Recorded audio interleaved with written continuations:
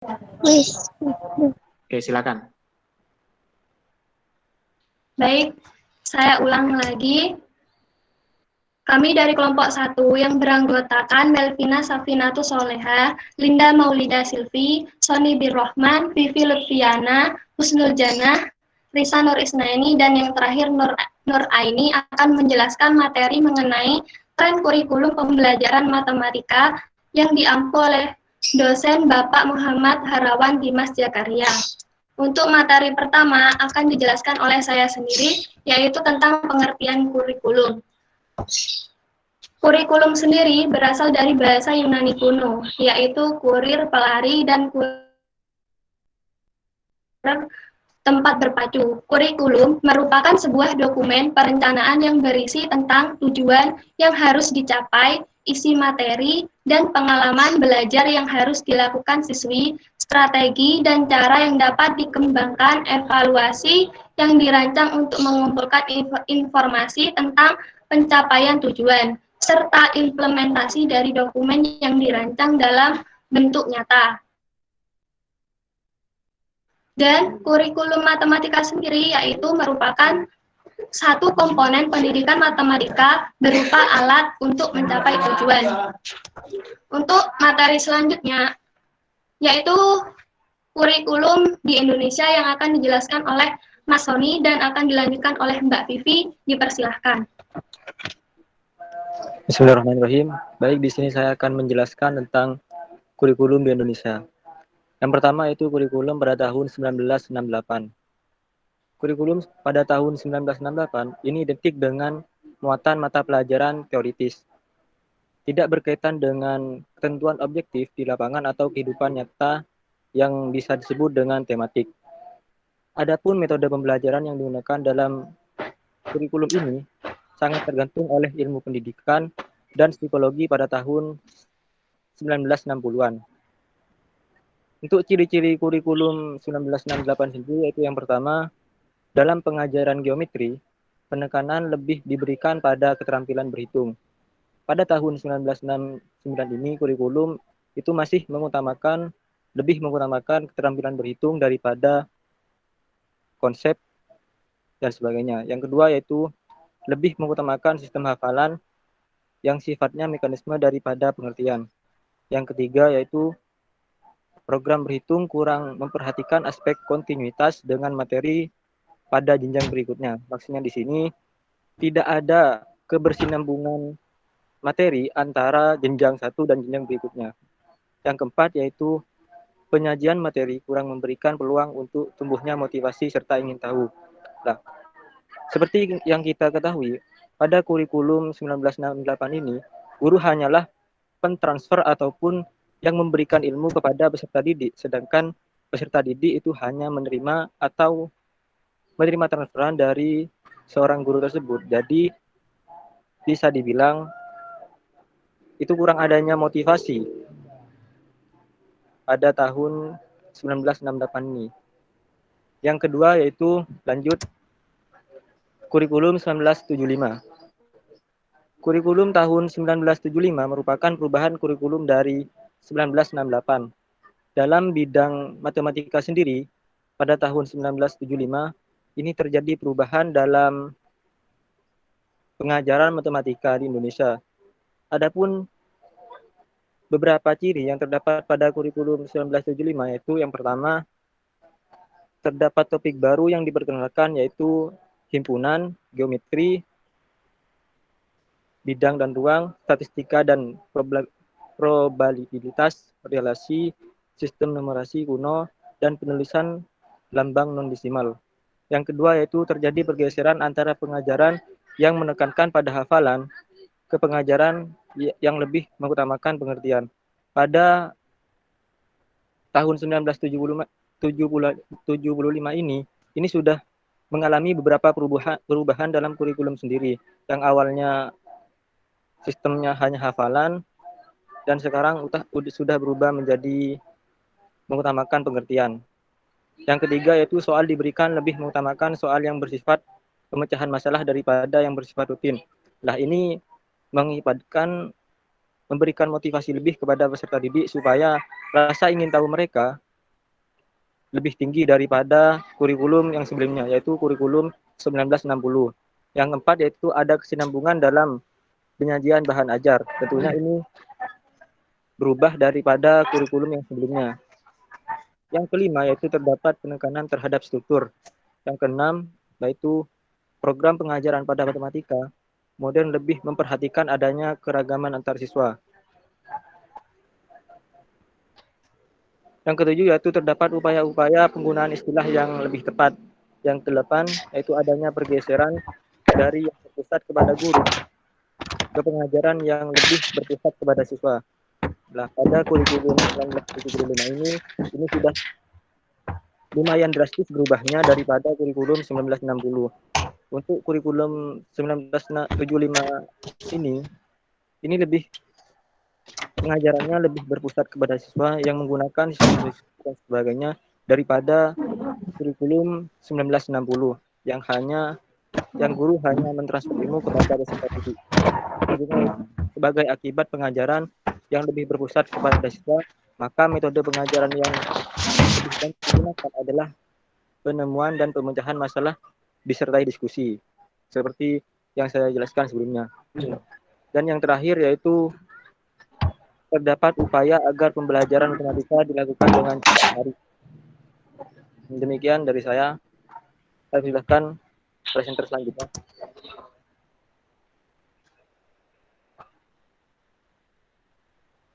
Kepada Mbak Vivi dipersilahkan.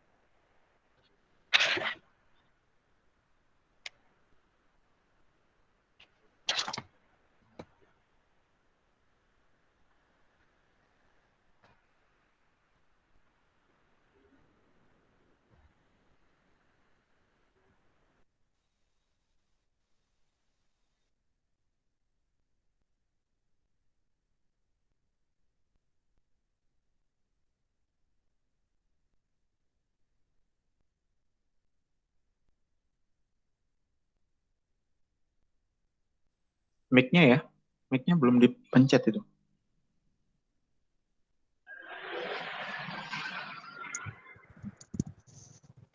Baik, saya ulangi. Bismillahirrahmanirrahim. Saya melanjutkan penjelasan dari kurikulum 1984 atau kurikulum yang disempurnakan.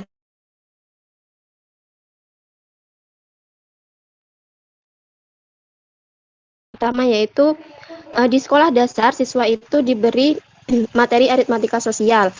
Terus di sekolah menengah ke atas ada materi baru seperti komputer.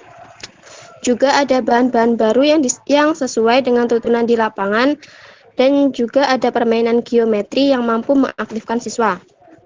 Lanjut di kurikulum 1994. Pada kurikulum ini pembelajaran matematika itu memiliki beberapa ciri-ciri. Yang pertama yaitu struktur matematika sudah disesuaikan dengan psikologi perkembangan anak. Materi keahlian seperti komputer sudah semakin mendalam. Jadi kalau di kurikulum sebelumnya itu hanya ada materi komputer, di kurikulum ini materi komputer itu sudah lebih mendalam lagi materinya. Yang ketiga yaitu model-model pembelajaran seperti matematika kehidupan disajikan dalam berbagai pokok bahasan.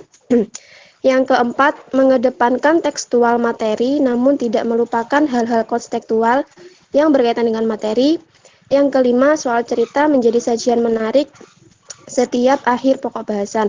Hal ini diberikan dengan pertimbangan agar siswa mampu menyelesaikan permasalahan kehidupan yang dihadapi sehari-hari. Nah, jadi di kurikulum ini itu siswa lebih diperkenalkan mengenai matematika dalam kehidupan sehari-hari. Mereka dituntut untuk bisa menyelesaikan masalah kehidupan sehari-hari yang berkaitan dengan matematika, seperti itu. Yang selanjutnya yaitu yang kelima, kurikulum 2004 atau KBK. Nah, di sini itu tidak disebutkan mengenai materi khususnya tentang matematika, tapi pembelajaran matematika di sini itu memiliki beberapa tujuan khusus. Di antaranya yaitu yang pertama, melatih cara berpikir dan bernalar siswa dalam menarik kesimpulan, mengembangkan aktivitas kreatif yang melibatkan imajinasi, penemuan, dengan mengembangkan divergen, orisinil, membuat prediksi dan dugaan. Yang kedua yaitu mampu mengembangkan kemampuan untuk memecahkan masalah, dan yang ketiga mengembangkan kemampuan menyampaikan informasi atau mengkomunikasikan gagasan. Nah, jadi di sini ada satu tambahan yaitu mengembangkan kemampuan menyampaikan informasi. Kalau di kurikulum sebelumnya itu hanya berpatokan pada kemampuan untuk menyelesaikan masalah atau memecahkan masalah dalam kehidupan sehari-hari.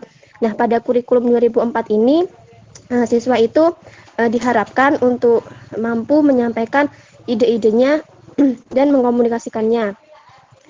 Terus yang keenam yaitu kurikulum 2006 atau KTSP. Pembelajaran matematika pada kurikulum ini memiliki beberapa kriteria. Yang pertama, memahami konsep aritmatika, menjelaskan keterkaitan antar konsep, dan mengaplikasikan konsep atau logaritma secara akurat, efisien, dan tepat. Yang kedua yaitu menggunakan penalaran pada pola dan sifat, melakukan manipulasi matematika dalam membuat generalisasi, menyusun bukti, atau menjelaskan gagasan dan pernyataan matematika, memecahkan masalah yang meliputi kemampuan memahami masalah, merancang model matematika, menyelesaikan model, dan menafsirkan solusi yang diperoleh. Yang keempat, mengomunikasikan gagasan dengan simbol, tabel, diagram, atau media lainnya. Nah, jadi kalau di sebelumnya itu siswa hanya dituntut untuk mampu menyampaikan informasi atau sebuah gagasan. Nah, di sini siswa itu harus mampu mengkomunikasikan gagasan itu melalui simbol, tabel, ataupun diagram. Seperti itu. Dan yang kelima, memiliki sikap menghargai kegunaan matematika dalam kehidupan, yaitu memiliki rasa ingin tahu dan minat belajar yang lebih tinggi lagi untuk mempelajari matematika, serta sikap ulet dan percaya diri. Nah, pada kurikulum 2006 ini tidak hanya siswa itu mampu menyelesaikan masalah secara matematika saja atau secara materi saja, tapi siswa ini juga hasil pembelajaran siswa juga dilihat dari sikapnya. Apakah dari mempelajari matematika itu siswa itu dapat memiliki sikap yang ulet dan percaya diri dalam pemecahan masalah. Jadi ada fokus lain yaitu terkait sikap dari siswa tersebut. Tuh. Dan yang terakhir yaitu kurikulum K13 atau kurikulum 2013 yang saat ini masih kita gunakan di sini. Masih kita gunakan pada periode ini. Nah, di sini langsung saja ada perbandingannya antara kurikulum lama atau kurikulum sebelum 2013 ini dan dengan kurikulum 2013. Perbedaan yang pertama yaitu pada kurikulum lama materi matematika itu disampaikan secara langsung ke materi yang abstrak. Sedangkan pada kurikulum baru, materi matematika itu dimulai dari pengamatan permasalahan konkret, kemudian ke semi konkret, dan akhirnya abstraksi permasalahan. Jadi, misalnya mengenai materi bangun datar. Nah, siswa itu dikenalkan dengan permasalahan yang konkret dulu atau permasalahan yang nyata. Contohnya, kayak bangun datar itu kalau di kehidupan nyata itu seperti papan tulis, meja, atau buku, atau yang lainnya. Lalu, siswa dikenalkan ke semi konkret. Semi konkret itu seperti gambar, grafik, ataupun yang lainnya. Dan akhirnya, dikenalkan abstraksinya. Abstraksi itu kayak simbol-simbolnya, misalnya panjang itu simbolnya P, lebar itu simbolnya L, seperti itu. Jadi bertahap ke yang nyata, terus masuk yang ke gambar-gambar, itu langsung lalu ke simbol-simbol, seperti itu. Yang kedua, pada kurikulum lama banyak rumus yang harus dihafalkan dalam menyelesaikan masalah.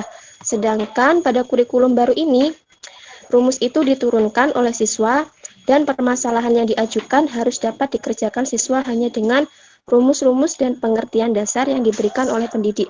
Nah, jadi siswa itu ketika menyelesaikan permasalahan, mereka tidak hanya menggunakan rumus yang sudah diberikan oleh pendidik, tapi mereka juga dituntut untuk mencari dari mana rumus itu berasal. Jadi mereka tidak hanya tahu rumus itu, tapi juga tahu asal muasal dari rumus tersebut.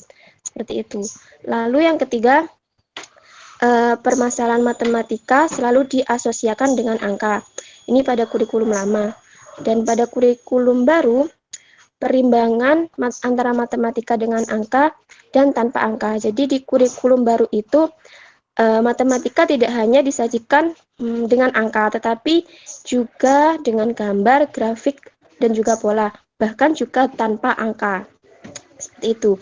Yang keempat, yaitu tidak membiasakan siswa untuk berpikir kritis. Dan pada kurikulum baru, siswa itu dituntut untuk selalu berpikir kritis untuk menyelesaikan sebuah permasalahan.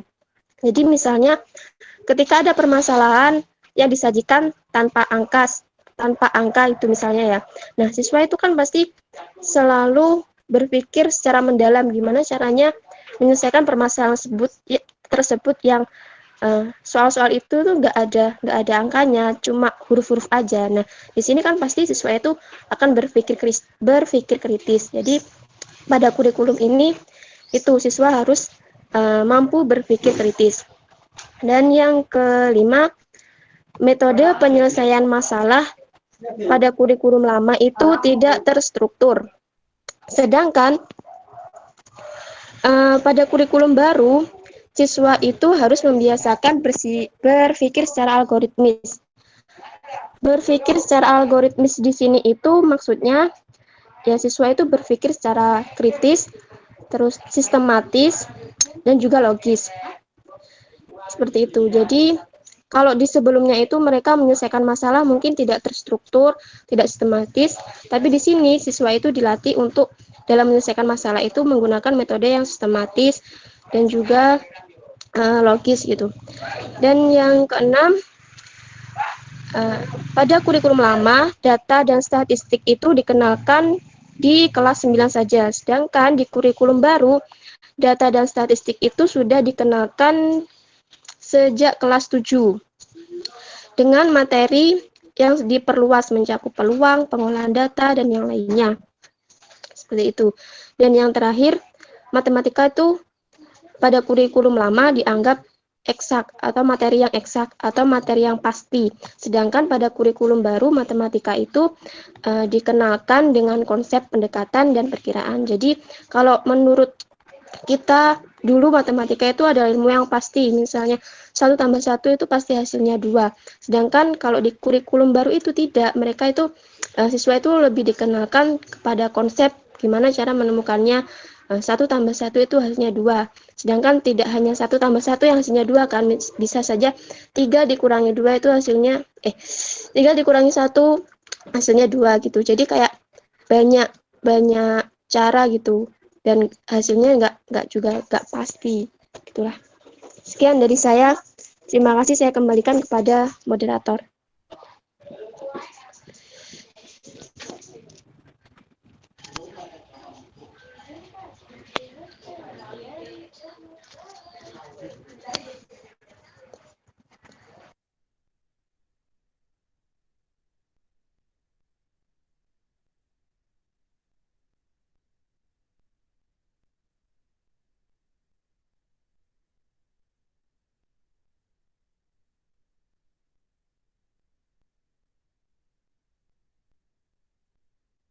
Moderator.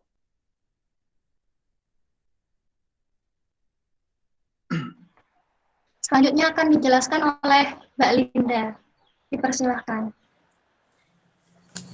Assalamualaikum warahmatullahi wabarakatuh.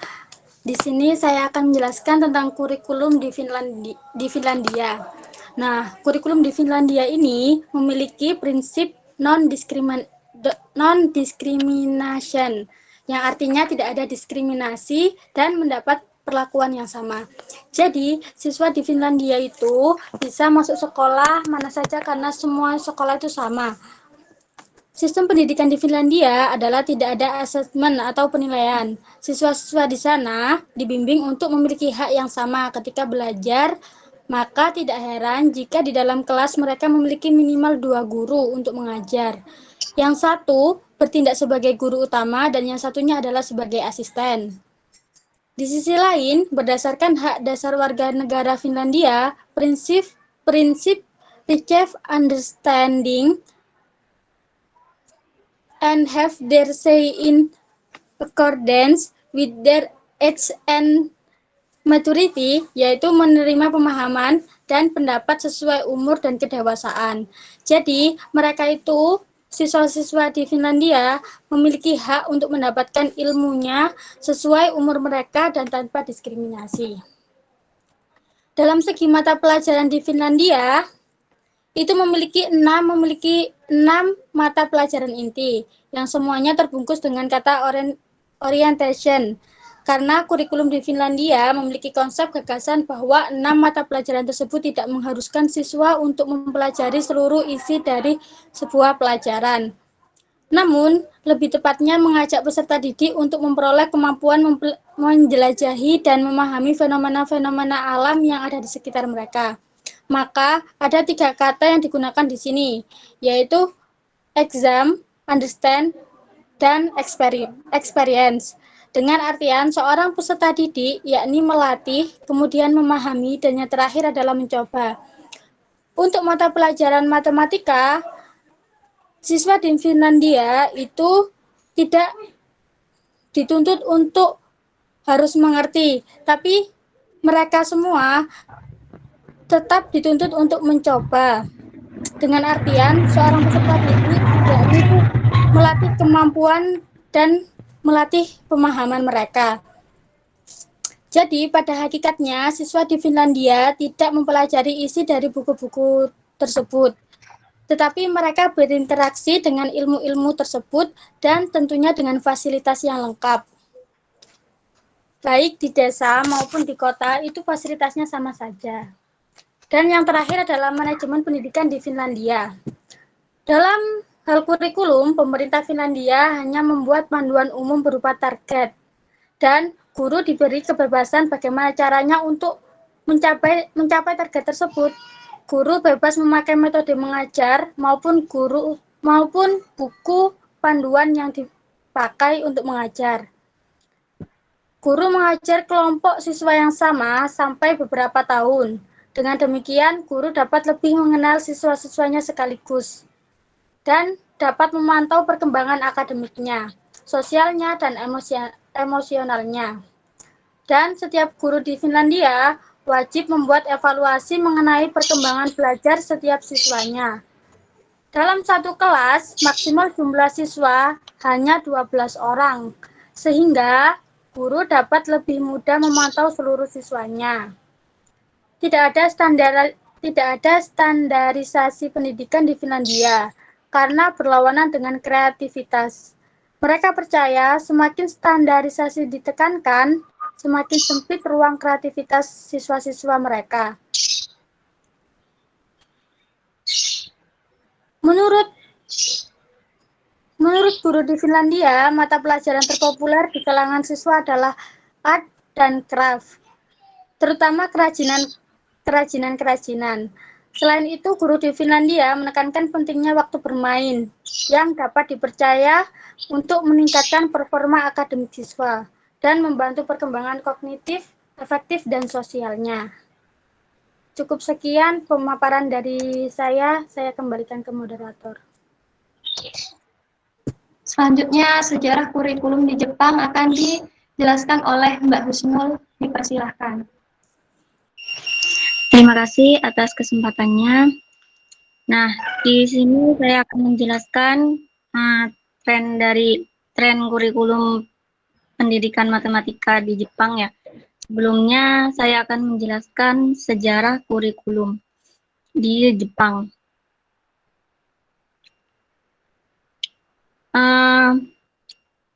kurikulum Jepang itu pertama kali dikeluarkan pada tahun 1947. Kemudian terus mengalami perubahan,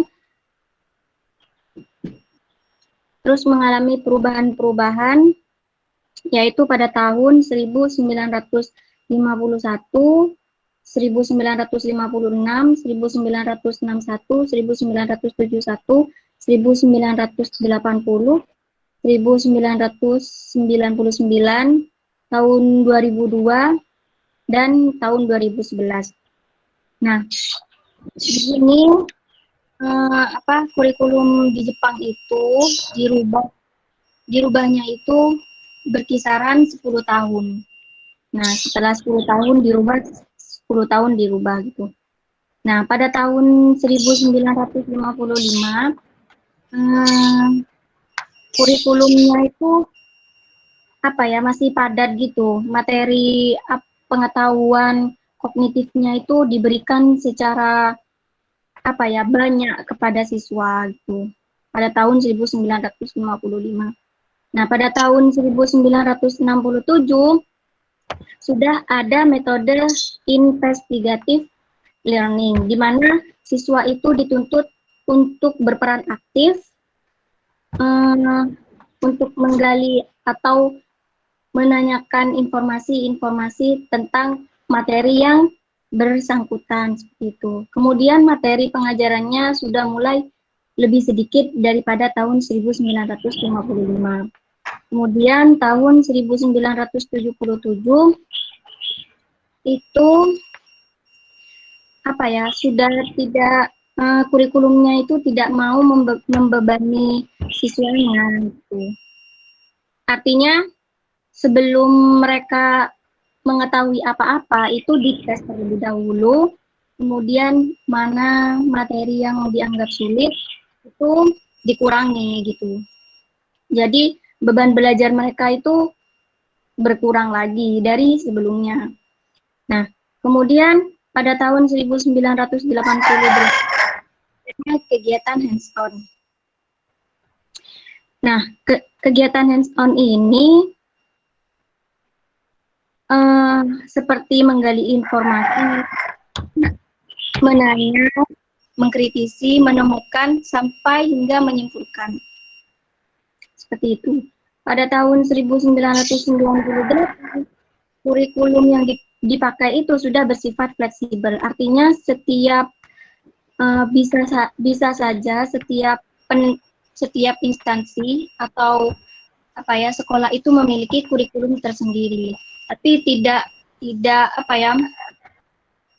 keluar dari tujuan pendidikan di Jepang gitu. Kemudian tahun 2007, aslinya itu berlaku tahun 2002, tapi sampai 2007 itu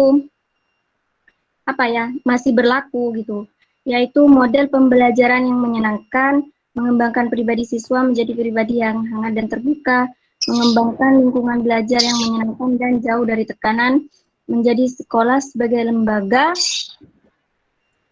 dipercaya oleh orang tua dan masyarakat. Nah, sebenarnya kurikulum di Jepang itu masih padat pada tahun 1977 itu. Itu masih padat kurikulumnya, dianggap masih padat. Nah, setelah itu sudah berkembang kurikulum yang yang cocok gitu dengan kurikulum Jepang. Nah, pada tahun 1995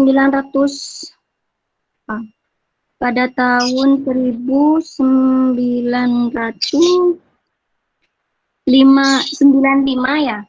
Pada tahun 1995 itu sekolah dasar dan sekolah SMP itu sudah menempati urutan pertama ketika ada yang itu loh, tes PISA dan TIMSS itu. Nah, apa ada namanya, indikator pemerintahan Jepang itu mengatakan keberhasilan pendidikan di Jepang itu apa ya, ber berpatokan dengan mengukur internasional yang diselenggarakan oleh negara-negara OESG, yaitu PISA dan TIMSS itu. Jadi mereka itu menganggap bahwa pendidikan di Jepang itu sudah berhasil kalau sudah masuk di 3 besar PISA dan TIMSS itu. Nah, kemudian next PPT. Nah, kemudian kalau menyusun kurikulumnya itu ada tersendiri ya, Kementerian Pendidikan di sana. Nah, untuk penyusunannya itu harus disesuaikan dengan standar kurikulum nasional, mengutamakan keharmonisan pertumbuhan jasmani dan rohani siswa, menyesuaikan dengan lingkungan sekitar, dan memperhatikan step perkembangan siswa, memperhatikan karakteristik course pendidikan atau jurusan pada level SMA. Nah, kemudian karakteristik kurikulum di setiap tingkatan ya, ada TK, SD, SMP, sama SMA. Kalau TK ini pendidikan di Jepang itu tidak mengajarkan tentang kekognitifan, tapi lebih ke pembelajaran kehidupan sehari-hari seperti makan sendiri, belajar makan sendiri, gosok gigi sendiri, buang air kecil sendiri, dan lain sebagainya gitu. Kalau kurikulum SD itu sudah diajarkan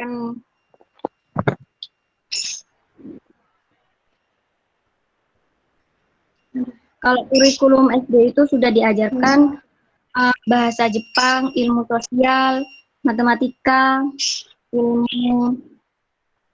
ilmu pengetahuan, terus pendidikan moral, musik, seni, dan kerajinan, rumah tanggaan, dan pendidikan jasmani. Kalau pada kelas 1 dan 2 itu, siswa-siswi itu masih tetap diajarkan di konteks kehidupan sehari-hari. Nah, kalau kelas 3 dan kelas 4 itu matematikanya itu sudah ke penghitungan.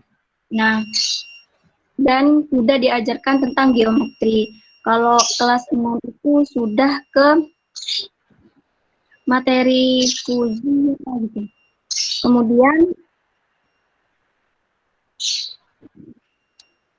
untuk secara belum. Kemudian yang SMP. Di SMP itu sudah ada bahasa Jepang, matematika, ilmu sosial, ilmu pengetahuan, bahasa Inggris, musik, seni, pendidikan jasmani, pendidikan moral, dan klub school. Jadi di kurikulum SMP ini ada ketambahan dengan klub school. Kemudian kurikulum SMA. Kurikulum SMA ini kalau bahasa Jepang itu dipisah jadi 2, yaitu klasik dan modern. Kemudian ada ketambahan bahasa Jepang. Nah, yaitu Inggris, Jerman, dan Prancis. Kemudian kalau jurusan itu ada IPA dan budaya dan atau sosial. Nah, secara umum pembelajaran matematika di Jepang itu berkaitan dengan masalah kontekstual. Peserta didik itu diberikan kebebasan pola pikir untuk menyelesaikan masalah. Artinya, guru itu memberikan masalah kepada siswa-siswinya, kemudian siswa-siswi itu diberi kebebasan dalam menyelesaikan masalah yang diberikan. Nah, kemudian mengenai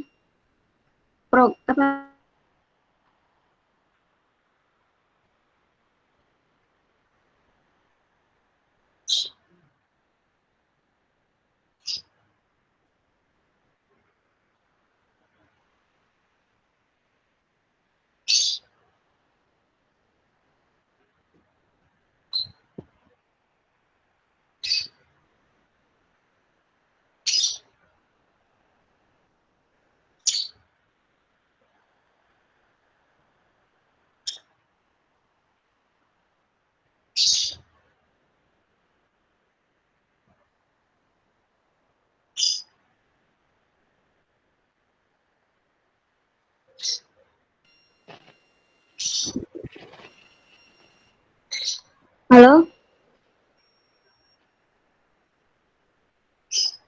Riz, Ya, nyampe mana aku jelasin ya? Keluar sendiri barusan.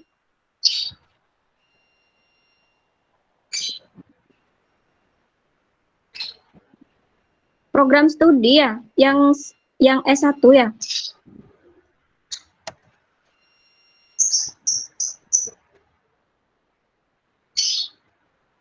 ini.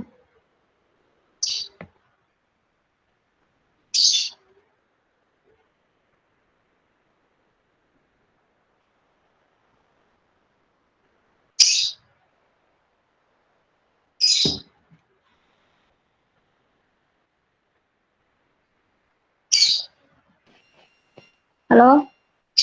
Halo. Aku ngejelasin yang kurikulum S1 dah ya barusan. Ya, Alhamdulillah. Nah, jadi saya ulangi ya. Kurikulum matematika di jenjang mahasiswa S1 itu dikembangkan atas dasar filosofi dengan bergantung pada 5 komponen yang saling terkait. Next, please. Itu gambarnya. Nah, jadi 5 komponen itu yaitu matematika sekolah. Jadi mahasiswa itu banyak diberikan materi tentang matematika sekolah, strategi pembelajaran, proses berpikir matematika, kemampuan metakognisi, kognisi, sikap produktif.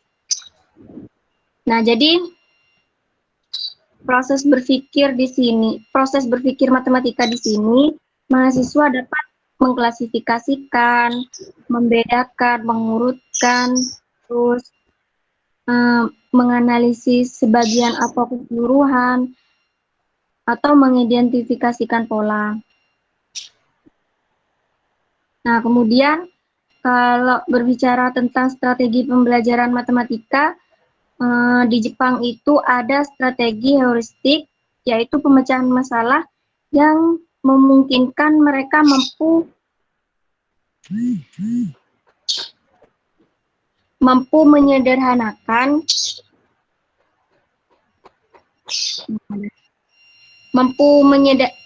menyederhanakan masalah itu sehingga dapat menyelesaikan sebuah permasalahan.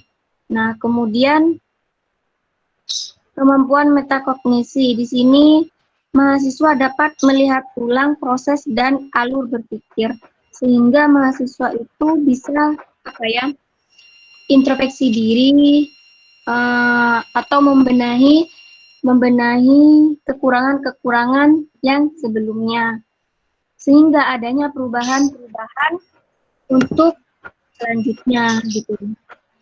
Kemudian sikap produktif, mahasiswa akan terus merasa tertantang gitu dan senantiasa melakukan banyak hal positif seperti itu.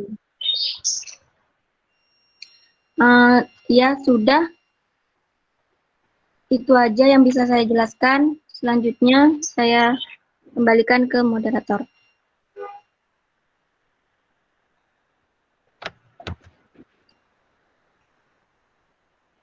selanjutnya akan dijelaskan oleh Mbak Melvi. Kepada Mbak Melvi dipersilahkan.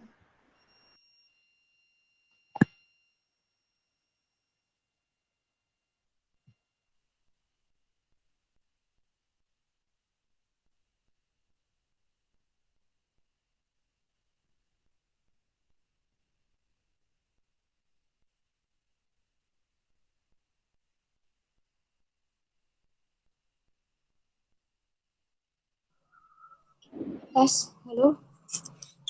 Halo. Apa udah dengar suara saya? Halo?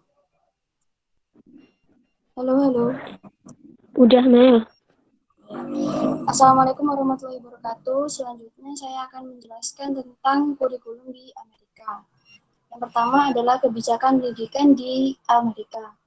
Kebijakan tentang pendidikan di Amerika Serikat ini tidak terpusat dan menjadi tanggung jawab dari pemerintah negara bagian, yaitu provinsi atau pemerintah daerah atau distrik. Nah, di tingkat negara bagian itu dibentuk sebuah badan yang bernama Board of Education yang tugasnya untuk membuat kebijakan-kebijakan serta menentukan anggaran pendidikan untuk masing-masing wilayah atau negara bagiannya. Nah, khususnya itu bagi pendidikan dasar dan menengah. Nah, selain itu, dibentuk pula komisioner atau superintenden yang tugasnya itu untuk menangani permasalahan mengenai hal-hal yang berkaitan dengan kurikulum sekolah. Jadi, terkait kurikulum yang akan diterapkan di suatu daerah itu menjadi tugas dari komisioner atau superintenden ini. Nah, karena kebijakan tentang pendidikannya itu tidak terpusat, jadi tidak ada kurikulum yang berskala nasional di Amerika. Di sini guru diberikan kebebasan untuk mengembangkan kurikulum berdasarkan standar dan kerangka dari pemerintah negara bagian. Selanjutnya, next, please. Selanjutnya terdapat beberapa jenis-jenis kurikulum yang ada di Amerika. Yang pertama adalah kurikulum formal. Kurikulum formal ini adalah kurikulum yang disusun secara sistematis atau disusun secara terpadu. Jadi kurikulum formal ini itu bentuknya tertulis. Contohnya seperti yang terdapat pada buku pelajaran atau rancangan yang disusun oleh guru selama proses pembelajaran. Yang kedua adalah kurikulum informal, yaitu kurikulum yang tidak tertulis, seperti pendidikan sikap dan perilaku. Kemudian yang ketiga adalah kurikulum tersembunyi. Di kurikulum tersembunyi ini adalah cerminan dari ideologi yang dominan dianut oleh sekolah tersebut. Misalkan dalam suatu daerah itu memiliki adat tersendiri. Misalkan siswa perempuan dilarang menggunakan rok atau sebagainya. Pokoknya itu peraturan yang hanya terkhususkan di sekolah tersebut atau di daerah tersebut. Kemudian yang keempat adalah kurikulum nol. Kurikulum nol ini meliputi proses kognitif dan materi pelajaran yang lebih ditekankan untuk diajarkan. Jadi di kurikulum nol ini adalah kurikulum yang tidak dituliskan di kurikulum formal, namun menjadi cara guru untuk mengajarkan proses kognitif terhadap siswanya. Kemudian yang kelima adalah kurikulum jarak fisik. Di kurikulum jarak fisik ini meliputi desain fisik sekolah seperti pada abad ke-19. Nah, di Amerika ini bukan hanya makhluk hidup atau lingkungan yang ada di dalam sekolah tersebut, namun juga meliputi kondisi fisik seperti bentuk bangunan yang ada di Amerika. Nah, pada abad ke-19 ini sekolah di Amerika itu bentuknya didesain seperti candi dan gereja karena memiliki makna candi atau katedral pengetahuan. Nah, yang selanjutnya adalah mata pelajaran yang dipelajari di Amerika Serikat. Itu terdapat dua jenis. Yang pertama adalah mata pelajaran yang wajib. Mata pelajaran wajib ini wajib untuk diambil oleh setiap siswa.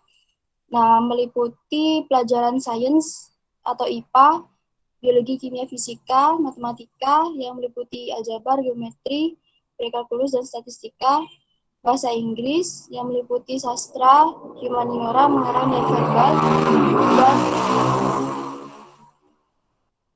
dan yang ketiga adalah olahraga. Dan yang kedua ini adalah mata pelajaran pilihan. Nah, di sini siswa dibebaskan untuk memilih mata pelajaran mana yang akan mereka ambil.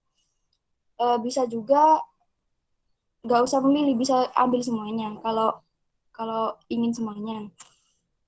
Ada atletik, career and technical education, computer word processing, foreign language, performance art atau visual art, dan publishing. Nah, yang selanjutnya ada yang belum saya tambahkan di PowerPoint, yaitu tren kurikulum matematika di Amerika Serikat. Nah, di Amerika Serikat ini baik saya jelaskan saja meskipun tidak ada di PPT. Nah, setelah saya cari, ternyata yang sedang tren di Amerika Serikat ini tentang pembelajaran matematika, yaitu guru-gurunya sudah mulai banyak yang menerapkan kurikulum matematika Singapura. Nah, di sana mereka mendapatkan pelatihan tentang matematika Singapura ini, dan para guru-guru di sana itu berpendapat bahwa metode ini akan lebih mudah untuk dipahami oleh siswanya, karena di kurikulum ini peserta didik itu memiliki kesempatan untuk menemukan daripada diajarkan langsung konsepnya oleh guru. Sehingga dalam prosesnya ini peserta didik itu akan lebih banyak belajar untuk berpikir secara matematis. Nah, di dalam kurikulum matematika Singapura ini terdapat 3 langkah.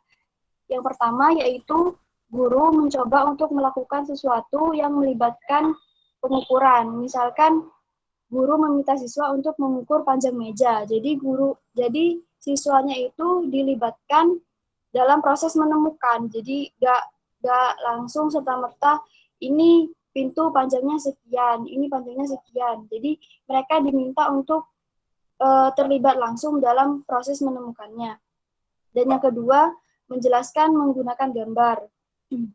Dalam menjelaskan menggunakan gambar ini, guru dapat mengganti sesuatu yang abstrak seperti bilangan dengan gambar beberapa koin. Jadi kan mereka sudah mengenal apa itu koin dan berapa bilangannya, berapa nominalnya. Jadi bilangan itu bisa digantikan dengan gambar atau apapun itu yang sudah mereka kenal sebelumnya. Kemudian guru menggunakan gambar untuk menjelaskan proses matematika. Jadi untuk menjelaskan proses matematika itu guru menyusun langkah-langkah dan disertai oleh gambar yang dapat diikuti oleh siswanya. Sekian dari saya, terima kasih. Wassalamualaikum warahmatullahi wabarakatuh. Saya kembalikan kepada moderator.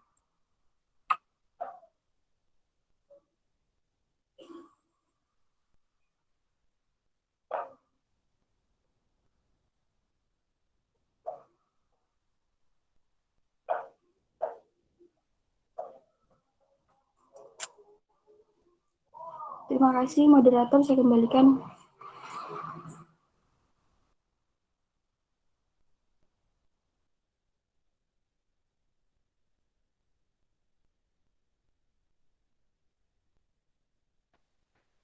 Selanjutnya akan dijelaskan oleh Mbak Aini. Kepada Mbak Aini dipersilahkan. Presenter terakhir ya? Iya, Bapak, yang terakhir. Oh iya, oke, silakan.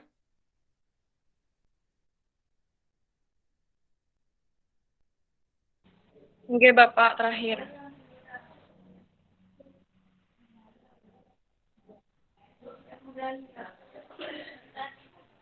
Bismillahirrahmanirrahim. Assalamualaikum warahmatullahi wabarakatuh. Di sini saya akan menjelaskan tentang tren pendidikan matematika di Prancis.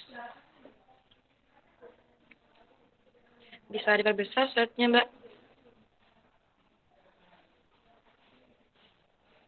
Yang pertama, yakni jenjang pendidikan di Prancis. Sebenarnya sebelumnya saya ingin menjelaskan tentang pendidikan di Prancis. Itu kurikulumnya itu harus, kalau Indonesia itu kan ada wajib pendidikan itu selama 12 tahun. Kemudian kalau di Prancis itu diwajibkan selama 16 tahun, di mana pendidikannya itu terdapat 3 pendidikan. Yang pertama yakni pendidikan dasar, kemudian tingkat dasar di Indonesia, namun di sana itu hanya 2 sampai 3 tahun saja. Mengapa demikian? Karena di sana itu hanya memenuhi 3 aspek. Yang pertama yakni persiapan, yakni bagi anak yang berumur 6 sampai 7 tahun, kemudian elementer yaitu bagi anak yang berumur 7 sampai 9 tahun, dan juga pertengahan yakni persiapan untuk masuk ke pendidikan menengah. Ya ini dari usia 9 sampai 11 tahun.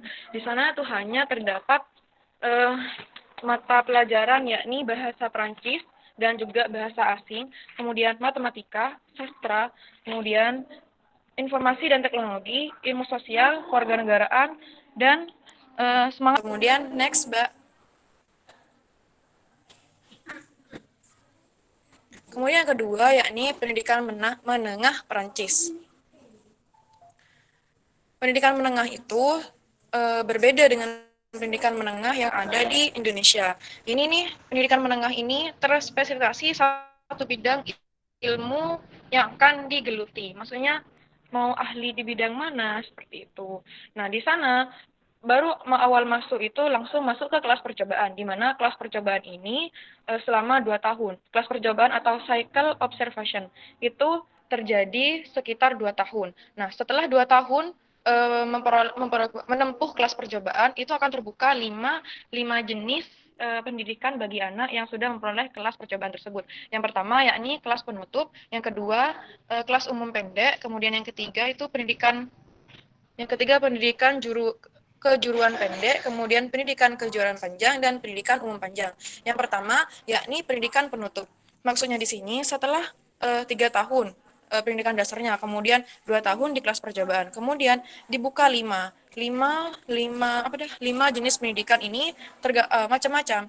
Ada yang 3 tahun, ada yang 4 tahun, ada yang 5 tahun, ada yang 7 tahun. Nah, yang pertama ini kelas penutup ini 3 tahun, di mana di sini tidak ada lanjutannya. Di sini hanya khusus bagi anak yang memiliki fokus pada anak yang memiliki bakat yang standar dan intelektualnya juga rendah. Hanya di sana hanya tambahannya, perbedaannya dari sekolah dasar sebelumnya itu, setelah dasar-dasar menempuh dasar mata pelajaran, kemudian ditambah juga praktek dalam kehidupan sehari-hari. Nah, itu yang penutup. Kemudian yang kedua yakni pendidikan umum pendek. Pendidikan umum pendek ini yakni seperti SMA atau SMU, yakni 3 tahun. 3 tahun itu bisa untuk goalnya itu bisa untuk jabatan teknis saja dan sekolah-sekolah normal. Kemudian yang ketiga yakni pendidikan kejuruan pendek. Pendidikan kejuruan pendek ini selama 4 tahun berbeda dengan yang pertama yakni umum pendek. Di sana tuh yang kan tadi untuk jabatan teknis. Ini yang berbakat teknis dan teori sekaligus prakteknya. Di sana itu yang ditekankan perbedaan dari umum pendek dan pendidikan kejuruan pendek. Kemudian yang keempat yakni pendidikan kejuruan panjang. Nah, di kejuruan panjang ini selisihnya itu ada tahunnya, menempuhnya itu 4 sampai 5 tahun. Mengapa demikian? Perbedaannya juga teknis, fokus pada teknis, dan juga perbedaannya dengan pendidikan kejuruan pendek itu intelektualnya lebih tinggi daripada yang pendidikan kejuruan pendek dan pendidikan agen teknik. Itu yang ada di pendidikan kejuruan panjang. Nah, yang terakhir yakni pendidikan umum panjang ini benar-benar yang paling panjang karena di sini menempuhnya itu selama 7 tahun. 7 tahun itu enggak ada ya. Pendidikan umum panjang 7 tahun itu menyiapkan anak untuk masuk ke perguruan tinggi yang ada di Perancis. Nah, ini 7 tahun. Kalau misalkan dijumlah dari pendidikan dasar 3 tahun, kemudian kelas percobaan itu 2 tahun, sudah 5 tahun. Kemudian misalkan kita mengambil kelas pendidikan umum panjang karena kita ingin meneruskan kuliah, berarti kita ambil pendidikan umum panjang itu selama 7 tahun. Berarti 7 tambah 5 sudah 12 tahun, kita ini setara dengan SMA maksudnya pendidikan SMA, bukan masuk ke universitas. Jadi sudah menempuh 12 tahun sebelum masuk ke universitas. Kemudian selanjutnya yakni pendidikan tinggi yang ada di Prancis. Setelah menempuh selama 12 tahun pendidikan itu, maka kita bisa melanjutkan ke perguruan tinggi yang ada di Prancis. Yang pertama yakni mengenai cycle pertama mengenai science atau science itu terdiri dari 4 jurusan yang dapat dipilih oleh mahasiswa dan lulus. Jika lulus itu, maka mahasiswa mendapatkan ijazah DUES yang diberikan kesempatan untuk melanjutkan ke institut lain atau melanjutkannya pada tempat yang sama. Kemudian yang kedua itu dapat memperoleh ijazah duel. Kalau yang pertama kan dues, kemudian yang kedua itu duel, kemudian yang ketiga itu mana dah yang ketiga? Mendapat gelar itu maitres itu. Itu berbeda-beda jurusannya. Kalau yang pertama itu sains, kemudian yang kedua itu seni, kemudian yang ketiga itu menghasilkan para meneliti dengan gelar maitres. Itu perbedaan dari ketiga cycle yang ada di perguruan tinggi Prancis. Sudah, saya kembalikan pada moderator.